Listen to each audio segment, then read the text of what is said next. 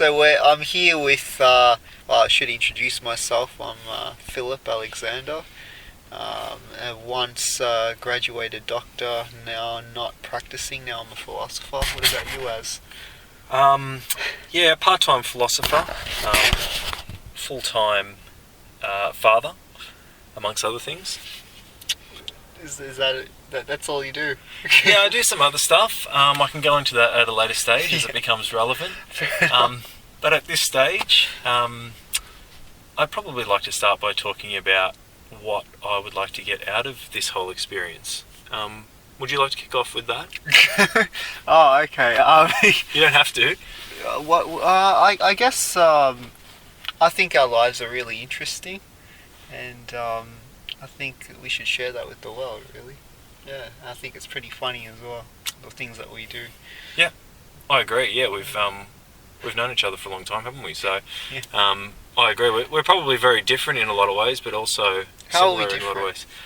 Well, again, that's a where do we start? I think fundamentally we have probably a lot of different outlooks and ideologies. That doesn't mean that personally, in terms of what I want to get out of this whole experience and making a podcast, is to be able to learn as I go along, open my mind to new ideas. Also, I'm a big believer. A colleague once told me this idea that you learn as you hear yourself speak. So when things are actually coming out of your mouth, whether you hear them again or whether others hear them and they reinforce it, you're actually learning along the way through the things you say. So I think just by that whole process, hopefully this whole thing can be quite therapeutic and cathartic, I hope. What's cathartic? Well, therapeutic, I guess. Catharsis. That's a word that seems familiar. Yeah. So just therapeutic really is probably the best way of putting it. Healing in some way. Not that I feel like there's anything necessarily to heal, but who knows? As the journey goes on, there might be things that come up that are in some way helpful, I guess, to my own development and an outlook. And why are our listeners listening to us two goofballs? Is that fair to say? Well, you can speak for yourself. Why are people listening to us? Well, I hope that listeners might empathise with us in some way. Certainly be able to share any of their own experiences, and also maybe learn a thing or two about themselves or about different ideas, whether it be from philosophy. And you mentioned just previously that philosophy is an extremely broad subject. It's something that is pretty much everything you do is because of a philosophy, I guess. Most actions, conscious decisions you make are because of a philosophical value or belief that you hold, whether it's subconscious or not. So I think there's some that date back obviously centuries or thousands of years, and there's some that are relatively new ideas as well. So hopefully by sharing and talking about some of those things, people can gain some insight as well. Yeah, I don't think I would disagree with you there. I think it is healing, and yeah. Let me ask you about Plato, because I'm actually quite a big fan of Plato. Sure. Can you tell me about who's your favourite philosopher? I think I'm too early in my exploration of philosophy, and I'd never even, I think, propose to even scratch the surface on a lot of the ideas that are out there, but I do hope to gain sort of a general understanding over time. At this stage, as I said, I feel like I've barely scratched the surface. I like some of the, I guess, pre-Socratic or those prior to Socrates philosophers like Heraclitus and so forth, and then definitely Socrates and Plato and Aristotle. Obviously, they're some of the biggest names that you hear of quite regularly. And yeah, so in terms of favourites, it'd be pretty hard. I like some ideas, I wouldn't say I have a favourite philosopher. By the way, we are recording this inside of a car, and there is a car that's parked up in front of us. Yeah, it must be said we've picked quite an interesting location to kick off this illustrious process. Yes. Sorry, continue. The very first location we went to, there'd been a recent attempted murder, and now we've gone to a new location, and we could be the next victims. Hopefully. So if that paints a picture inside the listener's head, then just if we sound a little bit unsure of ourselves, it's probably because there's a bit of action around us. Yes, that's right. Not to mention that the way we're just sort of randomly parked in some car park, we could look like we're the sus ones at the same time. Yeah. But I digress anyway. So yeah, look, hopefully we can explore a few key ideas. I think a few key notions along the way. I don't think this will necessarily be something where we're looking at covering massive chunks of philosophy, but I think just by chipping away each idea at a time, we might be able to shed some light and perhaps enlighten some people along the way. Sounds amazing. Well, I thought I'd kick things, our Philosophize series off. Is that, what are we calling this? That's a good I question. was thinking, I like ramblings, but... Yeah, I don't mind that. I think we could, and I think the name and even the ideas will continue to evolve. So we'll come up with a name if we haven't already. Wow. Yeah. So I was looking at Plato's Allegory of the Cave. Yep. A couple of days ago. I thought that was interesting. How people sort of they have this realization about life. They see things and then they go to tell their mates. But they just don't see the same thing. Yeah, what are your thoughts on? Yeah, I think it's a really good way of putting it. I guess by way of background, and welcome any feedback and certainly input from yourself as far as explaining the whole idea. But essentially, in a nutshell, it's about people who live in a cave. All they know within that cave are the shadows that are projected on the wall within that cave, and finally one day someone manages to break free and leaves the cave and goes outside to see the great big world, is amazed by obviously everything from seeing their first tree to flowers and you name it, just the great world, seeing all these other people and how they interact with society. And then after a while of experiencing that, feels the need to go back into the cave to share these ideas with the other people that are inside there, which doesn't necessarily go to plan. The people that are inside the cave aren't open to any other ideas, and because that they only know what they've experienced and what they can see in the shadows on the walls in the cave, which now may seem somewhat primitive to the person who's left the cave and come back to explain, but for the people that don't know any different, that's all they know, and that's all they've known for their whole life. So essentially the outsider who's returned to the cave isn't liked very much by those that are still within the cave, and they essentially don't want him around, or I think so far as they pretty much want to kill him. Yeah. To put it nicely. There, yeah, it does get a little bit traumatic, as a lot of things do from around 2,500 years ago. So nothing will convince these people that of the great big outside world, and essentially, I guess some of the ideas stemming from that are that you can't necessarily make someone see the world the way you see the world. Yeah. And I also look at another level in that there's always so many different ways of looking at things, not only from a human being perspective, but from all sorts of other animals and even potentially, other dimensions, I guess, to the point where it's quite,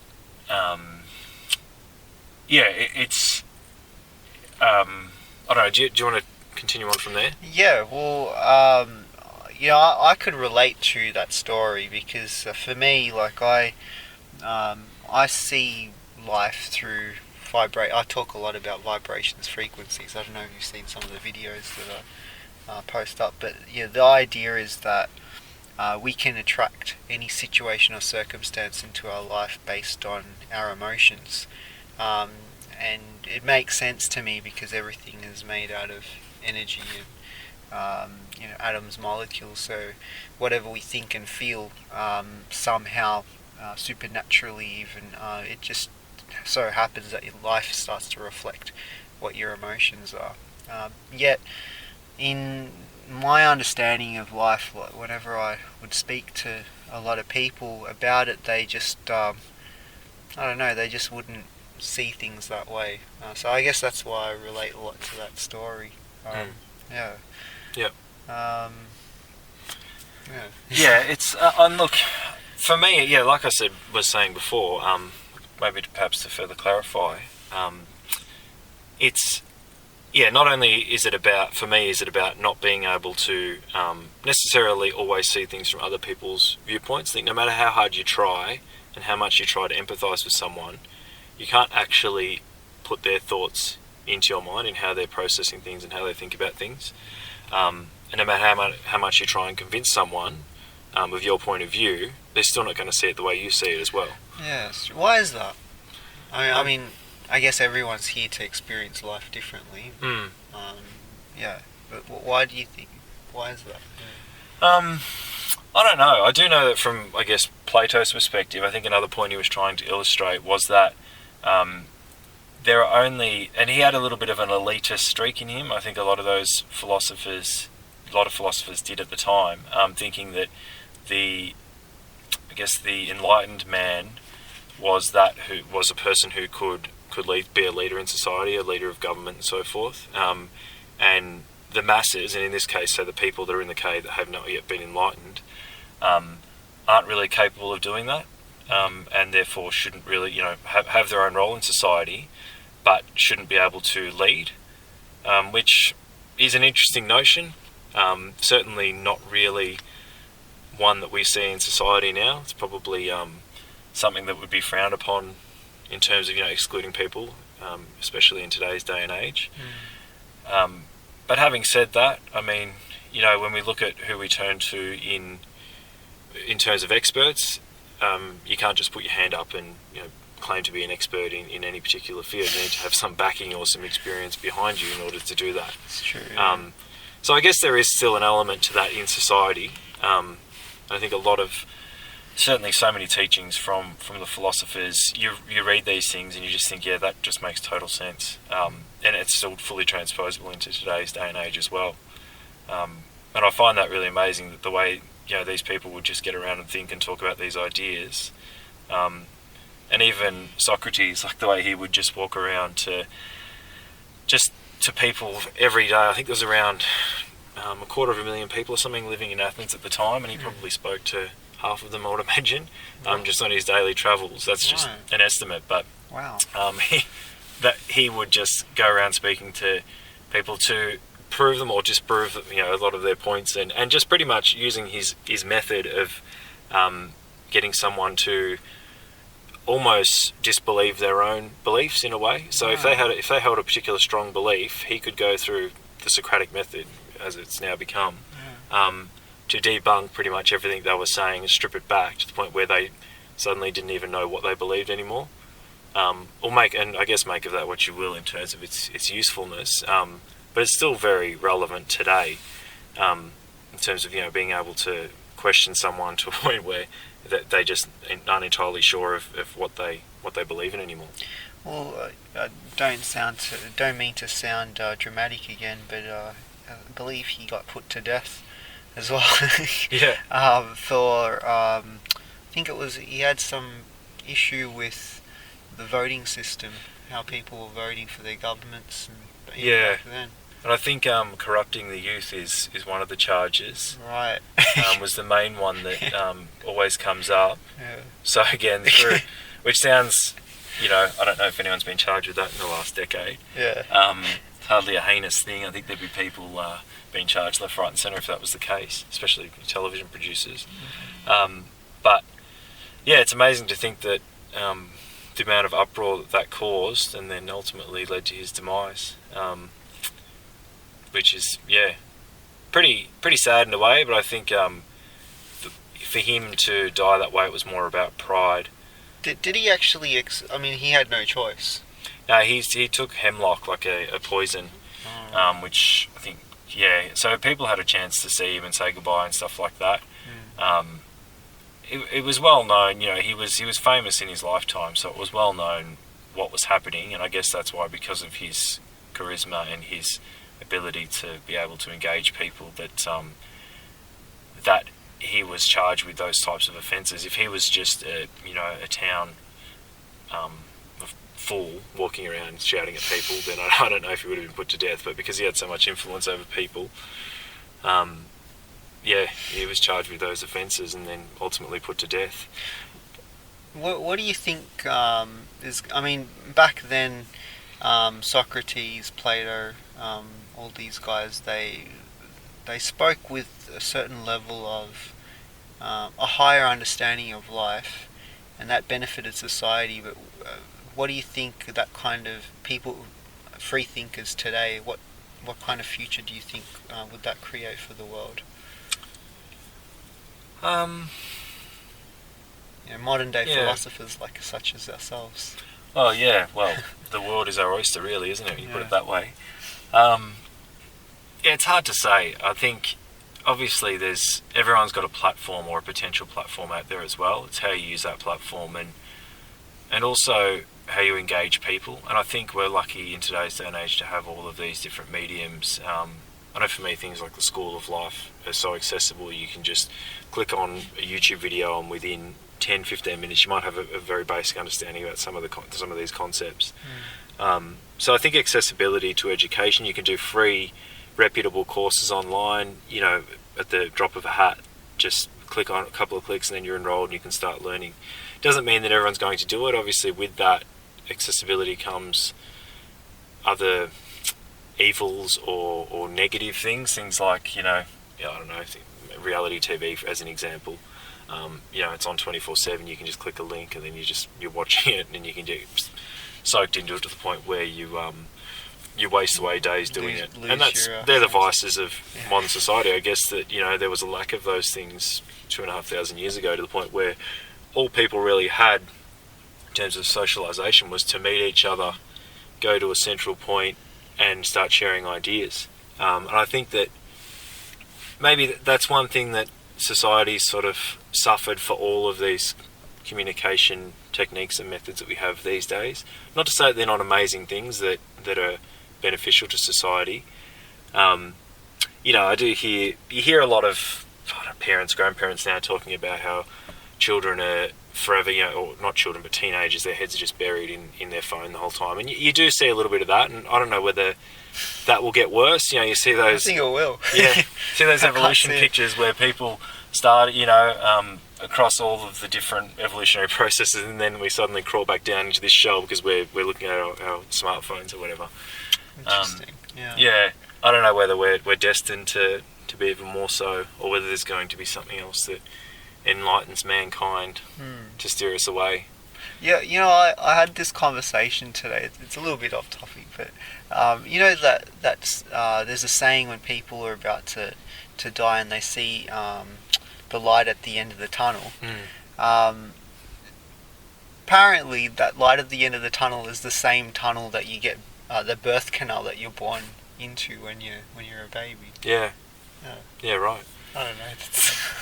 Yeah, it's it's slightly off topic, but it's pretty amazing though. Well, if you think about it that way, yeah. It's, Yeah. So just back, I know we spoke about it a little bit at the start.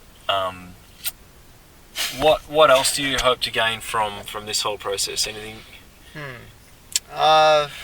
Well, I have a certain understanding about life, which touches on philosophy as well. I guess it's just having an increased or higher awareness about how life works. So I just want to share what I know with people, and I'm not so much for others, but I guess I'm doing it for myself as well. It is healing. Yeah. Yeah. But if people enjoy what banter we have, then or whatever we're talking about. Yep. Yeah. Awesome. Yeah, and I know personally, I completely agree. I think it's as much about oneself as what it is about a potential listener out there as well. And anyone that I guess does listen, would be good to hear from them potentially, through social media, wherever it may be too. But what was I going to say? You're asking me why this is all. Why? Yeah, that's right. Sorry, my train of thoughts come back. In terms of podcasts, I think for me, like they're very. I've found them really, I guess, intimate with the actual speaker. You feel like you're potentially in the room, whether it's a conversation between two people. You feel like you can really relate to it, like you're a sort of fly on the wall in that. And I think I find it really relaxing to just sit back and listen to a couple of people having a conversation, whatever it may be, whether it's comedy or philosophy or any topic that's of interest. And for me, I've probably listened to podcasts now for quite many years, but particularly in the last probably 3 years, I've found them sort of my go-to medium just to relax and unwind and drift away a little bit, and forget about some of the, not so much forget, but just put aside some of the worries in the world, and then be able to just go into another world and listen to two or more people that I can really relate to. Like I don't really agree with the way people like get online or go to their conventions and almost create a religion that is not having, or being against religion has become a religion. So to be atheist, to be passionately against there being a higher power, has in itself in a way become a bit of a religion or a cult. Yeah, true. Which I don't think is altogether healthy. I think that for me, from what I've seen, for people that have faith in a higher power, whatever that may be, if it's done in a way that helps that person, whether it be through a healing process or helps them to gather their thoughts or whatever it is in their day-to-day life, it might help them to make social connections through a church or whatever. I think that's extremely helpful. Obviously, there can be a line. I think if someone goes too far and becomes a bit obsessive, then I think that's going a bit far. But like I said, you can be obsessed with being an atheist and then start going to rallies and disrupting people who are otherwise just going about their day-to-day lives. How can you be obsessed as an atheist? How does that work? I think, well, you see people online that will get onto blogs, or if someone posts something about a religion or something, and then they'll quickly throw in their own 2 cents worth about how there is no God, or trying to debunk everything the person just said based on their religion, whatever it may be. And if that person, like I said, if it helps them to go about their day-to-day lives and it keeps them socially connected, and I think it can be a really healthy thing for someone. What do you think about the stuff that I'm doing? Or, you've seen me grow up, and I guess I didn't do the conventional thing of working and becoming a doctor and doing all that. Yeah, what do you think? Now I've just shifted. Obviously, I'm doing stuff that not many people do it. Yeah. Look, it's really hard to say at this early stage because I feel like I don't know enough, but I'm interested to learn more, and I guess that's what this is about. I'd like to open my own mind up to different ideas, concepts. I know you were talking about meditation before, and I've thought about meditating. I've heard of people doing it and having great successes and really benefiting from it. I feel like I've got a bit of ADD quite a lot of the time, or ADHD in my mind, where I can't sit still. Like I'll go away on a holiday and I can't relax. I'm aware of that, yeah. Yeah, so you've known that from me growing up, so you probably could have diagnosed me back in the day and helped me, but I guess that's what this is now, so thanks for that. Anyway, yeah, so look, if it's helpful in some way, then I'm interested to learn more, and it's like I said, I think I do like to know really specifics. Like I like things to be explained really clearly in order for me to, I guess, get it and see it. I don't like any sort of question marks. If there's a lot of things left unturned, or a lot of, like I said, question marks that I don't know how to solve, probably less likely to be interested or be engaged in something. What about you in terms of where we've come and where we are now? Oh, I don't know, like, I guess for me the challenge is like I had some realizations um, about what life meant to me, I guess. But I'm also wary of how people would perceive and what I'm doing. So I just And how do you perceive people to think about it? that's a good question, actually. Yeah, I don't know. It just varies between person to person. Some people In your own mind, or in from what well, you yeah, see? from what I see, yeah. So some people they respond to it and they like it. Some people are completely like, oh, they really want to call me out to really see how authentic I am when I speak. Right. So I've got like, I'm doing stuff on Facebook and there's this one guy and he keeps on like trying to poke holes in what I'm doing. But I like that because it challenges me it tests me to actually see how truthful I can be. Yep. Yeah, and I guess for me, like I would have these like it's like that allegory in the cave. Like I feel like I'm that guy that got out of the cave and sees life in a certain way. Yep. And when that happened initially, and I started to see things about life, a few things happen at that stage. You think you know everything, and then you start going and telling people about it, but not because partly human nature is that you feel like you're knowledgeable and stuff like that, and you get happiness out of that. But the other thing was actually like, wow, I can see something that's amazing. I need to tell the whole world about it. Like everyone should know that this is what life is actually like. But then when I did that, I found that a lot of people they were foo-fooing what I was saying. They were sort of like, oh, who does this guy think he is? Why is he telling me? So I had a lot of friends around me that didn't like what I was doing. Right. And then I just went into my shell, I suppose. Yeah. I didn't really talk much until I started to develop confidence in myself and backed myself with it. And then I thought, well, the only thing that really drives me is to live in what I'm passionate about, and that's this. So why not make a career out of it? Yep. And that's how it's sort of evolving. Yeah. Yep. Yeah. And yeah, that's interesting. So you just find that the naysayers just egg you on essentially to. Now they do, because it's sort of it keeps me in line. So like if not for that, I could get into my ego or my human nature. Yep. And I can just start like getting proud or like thinking I'm better than any.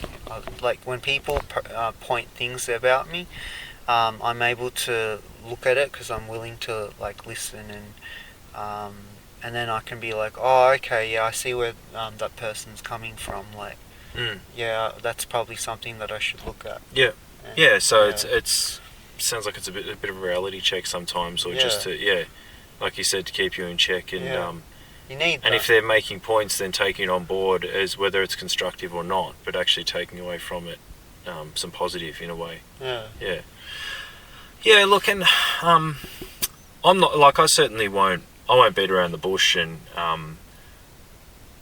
try and just go along with things for the sake of it. I'd like to think that I'm a bit more realistic. I think that's a part of a friendship. Is you're real with one another and you tell each other how you feel. So I hope again through this, able to actually share that, and if there's something that I'm not quite understanding, or then to try and get that clarity, and I hope I can learn a little bit about what else is out there, what other options there are, so that potentially it'll help me too, for sure. Yeah. Cool. So, yeah. Well, look, I'm sure that like I said, we're not going to necessarily agree, and I think that's a really healthy thing between two people. You don't just want to go along agreeing with everything. Really, yeah. And I think, like you said, like everyone has their ways of seeing life, and no one's ways of seeing life is better or different. It is different, but that's the whole point. Yeah. So if everyone's thought the same thing, then think it'd be a pretty boring world. Mm. Yeah, but And I'm happy philosophers are good like that. It's like, oh, I think life is this way, and then, oh yeah, but life can be seen that way too. Mm. Yeah. And I'm happy to be one of those dumbasses in the cave, just sitting back, and then you come back in, and I band together with my mates, and we're like, what the hell is this going about? So I think you're the undercover person that goes out and then comes back, but you still want to, help the cave dwellers. yeah, you may be right on that. Either that, or I went out and I didn't learn a thing, and I preferred the puppets on the wall. Right. Maybe that was more my style, because I didn't want to expand my mind too much, because I was fearful of it.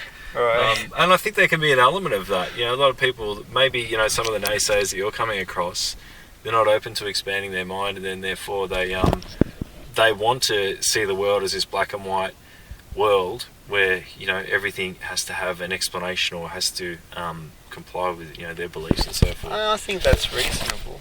I think life has to make sense. Before, I didn't know how to explain it, but I'm getting better at it. And yeah, I'm just finding that the naysayers aren't so bad anymore. So I'm finding that I'm not really getting that many naysayers. It's just positive. What is it? It's not positive criticism. What's the word? Constructive. Constructive. Yeah, that's yeah. it. Yeah, it's just more constructive now. Yeah. So I suppose it's how you react to situations as well. Because if I was like to look at it and be like, oh, why is this person telling me da da da? Yeah, it's sort of like it just that it just reveals my own insecurities by doing that. Yeah. So, begs the question: are you able to, as concisely as possible, explain, provide an understanding, I guess, of your notions in that sense, like with the vibrations of the earth and so forth? Well, have you seen any of the videos though? I've seen snippets, yeah. Yeah.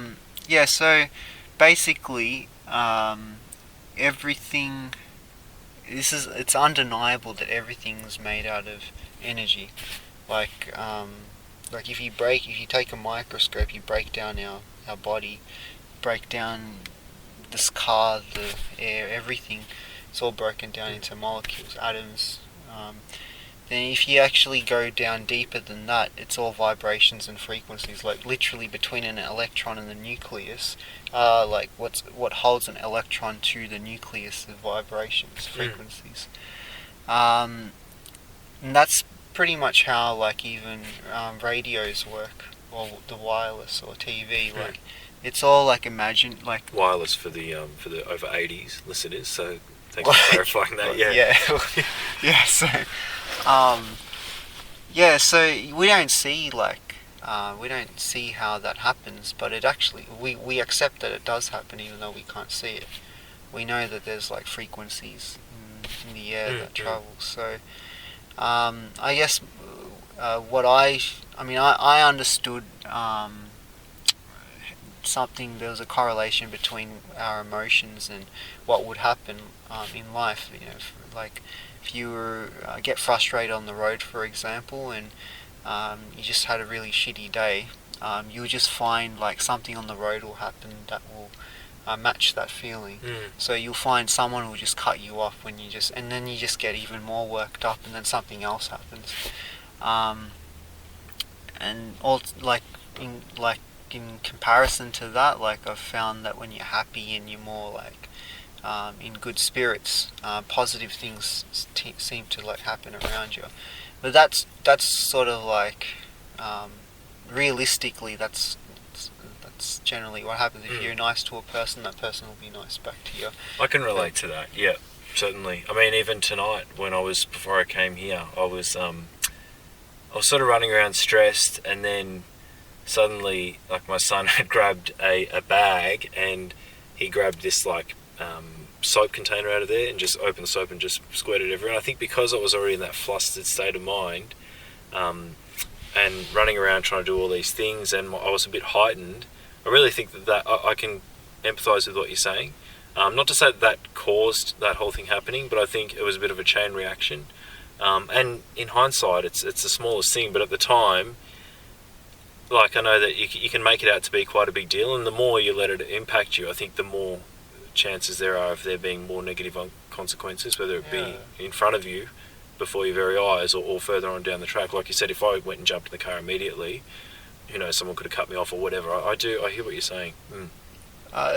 Yeah, so I mean, there's that school of thought, and then you can go deeper than that as well. So, meaning, whatever you're feeling in that moment, you'll find coincidences happening, which can't be explained rationally. So sometimes you'll get coincidences happening a lot, to a point where it's like, this isn't normal. How is it? It's not rational how that could happen, but there is an actual rational explanation to it. Coincidences meaning like you're thinking of someone and that person rings you right when you think of them, or you're about to say something and that other person says the same thing as you, or you check the phone and you'll see consecutive numbers, or you keep parking in front of consecutive numbers, 333222111 or whatever like that. All of these is like, it's sort of like I don't know if you've seen The Matrix. It's something like that, and it's like a glitch. Like basic to my understanding, it means that when that happens, it means your vibration is high. It means you become more aligned with the end, whatever is responsible for us living in all of this. And people, to my understanding, people refer to that as God, but it doesn't have to be God. It can be a source or it could be just us. It is us. Yeah. So I say that all of us are God, including what we're living in is God. That everything is just life, and we're part of it, and we're actually in control of it. It's just that we're not aware that that's what's happening. Yeah, I guess that's how I see it. Yeah. My explanation to it, I like to use science because that makes it more acceptable, more rationally acceptable. Yeah, and there's, I guess, to address the elephant in the room, that's a lot of the time where there are clashes between science and religion quite regularly. So in my opinion, it's hard to combine the two. I can certainly hear what you're saying in terms of the vibrations and was it protons and neutrons? The interaction between those, and right down to the finite sort of degree, and every movement you make, everything you do, I guess a bit like every action having an equal and opposite reaction in a way. And that flow on effect from positive energy, positive thoughts, positive actions, and almost like karma in a way, I guess, which I think in terms of paying it forward, I think there is a lot of merit to that, and to karma. If you are an absolute a-hole and you treat people like shit, I think that karma will get you back. I certainly believe in that. And I guess for me, in terms of like there being a God or God having a role, and I know that you said that it's not necessarily a God, it's about that person's whatever they believe, I guess, it to be within themselves, and that can vary from person to person, but it's a very interesting concept. Well, there's this other notion that, and this is proven as well, that the brain transmits frequencies.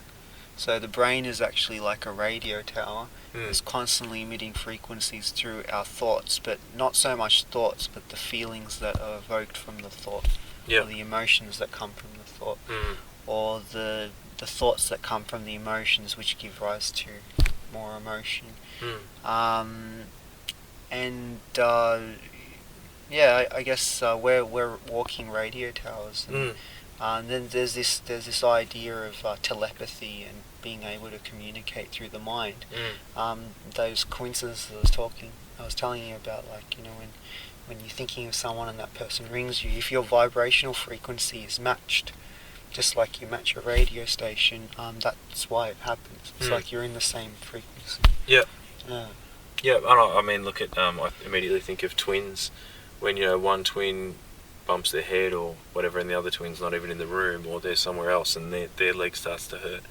And there's some obviously powers at work there, and I think that's, to my very limited understanding, I think in talking about frequencies and matching up, whether it be through DNA and whatever other means, I think there's clearly something in it. Yeah. So when you said that, that's what I immediately thought of. And I think you can, in my experience, you can actually.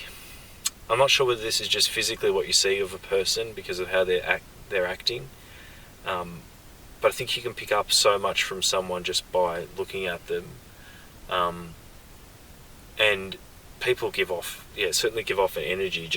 But again, is that because of their actions and how they're portraying themselves? Are they pacing around and their eyeballs are dilated and all this sort of stuff, or is there something more significant that's at play? I would say that it's just your awareness. So if you see a person acting in a certain way, if your vibration is high and you're highly aware, just the slightest mannerism in a person you'll pick up.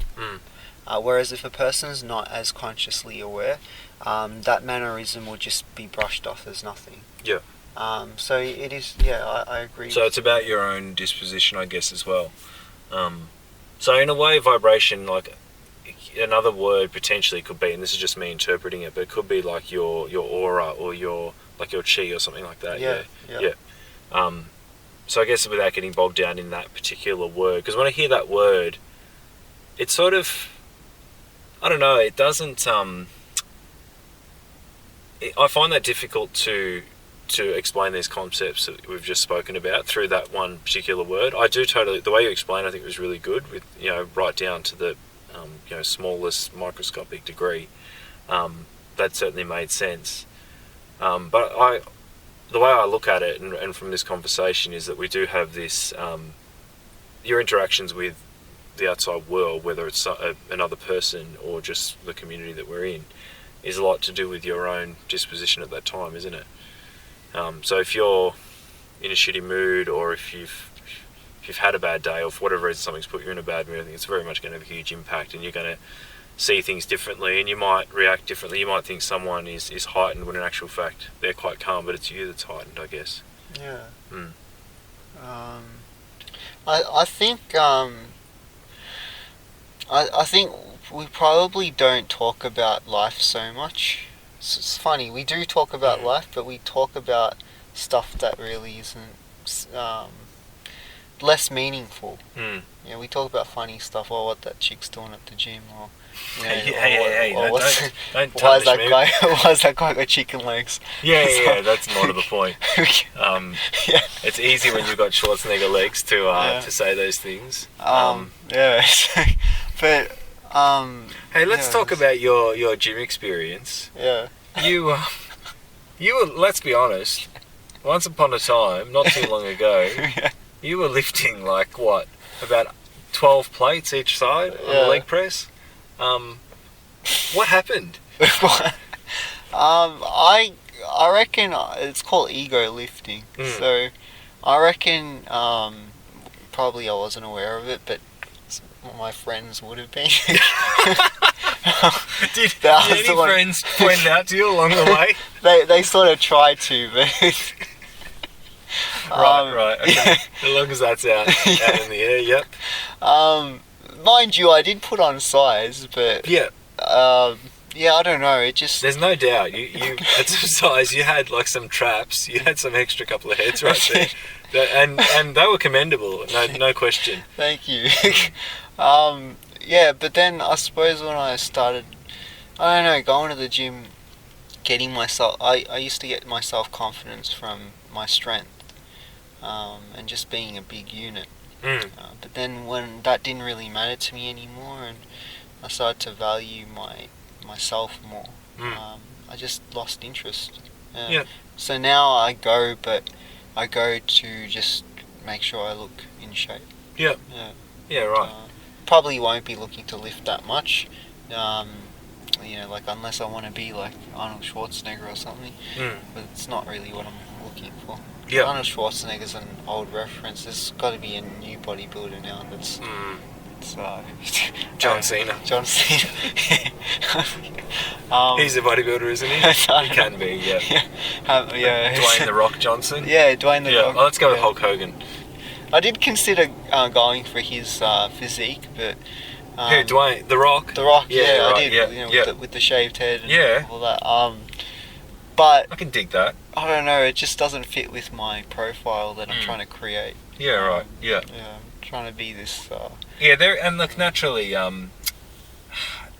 people make assessments about other people, don't they? Just on, we're not supposed to judge books by covers, but that's all we have. the way society works. That's the first thing that someone does when they see a person, isn't it? Yeah. And it can be... most of the time you never get an opportunity to persuade that person. Do you even want to? Not really, who cares? But I think that, the enlightened person doesn't really look at it that way, do they? They just take people on face value and try and... But it's difficult because all you have is the physical appearance of someone before you to make that assessment. But, yeah. Well, yeah. You can see in their manners. But yeah, I guess I just lost interest in that, and I do miss those days though. When I was in Hungary, I used to bulk up a lot. There are reasons for that actually as well. Yeah. So you've seen me grow up, and I was quite a very timid. Well, I never used to even swear. You used to try and make me swear. And Wow. so, yeah, you'd ask me like, "Oh, can you say fuck?" And I'd be like, "Oh, I shouldn't." Even right, that was the most unnatural fuck I've ever heard. Yeah. Well, yeah. Yeah. So case in point, yeah. Yeah. So. Can you say it again, just for the record? Don't make me say. All right. So we've just rewound about 20 years. Yeah. So when I was in Hungary, I was living in circumstances where you had to toughen up, and that was when I thought I had to actually I needed to be bulked up just to deter away situations. So that's why you saw me. I came back, and all of a sudden I was just like this unit. Yep. Yeah. Yeah, you were. Yeah. No doubt. Because I hadn't seen you for some time, and then I think I saw you. We went to the beach or something, of all places. That was your request. I think it was about 8 degrees that day, but you said no, we'll go to the beach. And suddenly you're just strolling along like an episode of Baywatch with those huge traps. You had like an off-the-shoulder number, and the traps were just like bulging. I remember it vividly. I hope that listeners not too put off. Right. But it was quite the sight. But I think it's good that you certainly responded. Not that you necessarily had to. But you took on board, like you were lifting more than probably anyone that I knew, pretty much. There's one other guy I know, and he's like lifting his life for him. Like he's done. Man, was it? Yeah, we trained with him. Yeah, he's a good guy. He'd be a good guy to have on actually. Yeah. Just talk about his training philosophies and his life philosophies as well. His dedication to training is like I've been in training with him. His next level, like it's just to the point where it collapsed. And I know he told me a story once where he did a leg session and he described himself leaving the gym like a baby giraffe, like just being born. Like he couldn't get to his car, like a bit like Wolf of Wall Street, where he's trying to crawl to his car. So kind of like that. Wow. So that's some picture, if you can imagine how he trains. I know, yeah. Yeah, you've seen it, and you were actually you adopted the nickname Method for a while as well. That's right. After the great man. So he is some trainer, and he's done comps and everything. He's a good person to train with, that's for sure. I'm not even sure where I was going with that.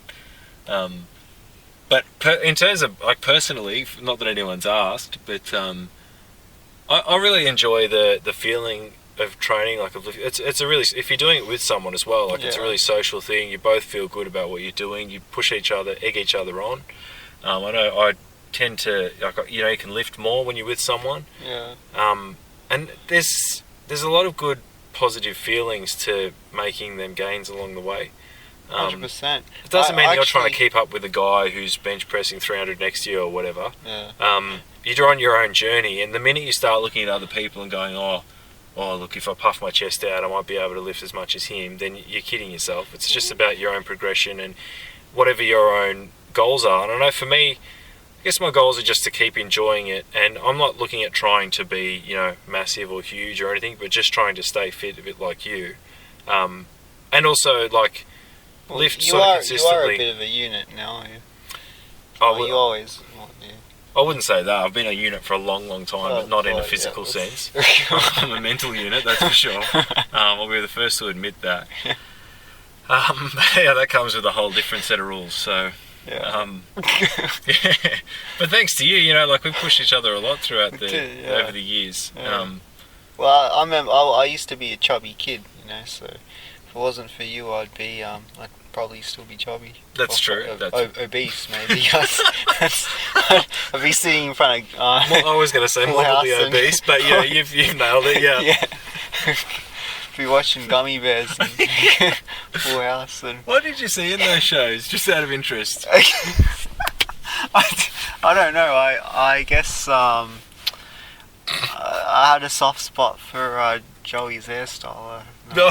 Oh man! Was it Joey or was it? This is kind of a direction I didn't expect. Yeah. I got to say, whenever I'd knock on your door, and when we were about 13, not even, and I hear that damn Full House theme, I just want to smash your window. And you accused me of smashing your window, which I did not do, only last week. It's karma, because I actually smashed your window with a cricket ball. But, that's true, yeah.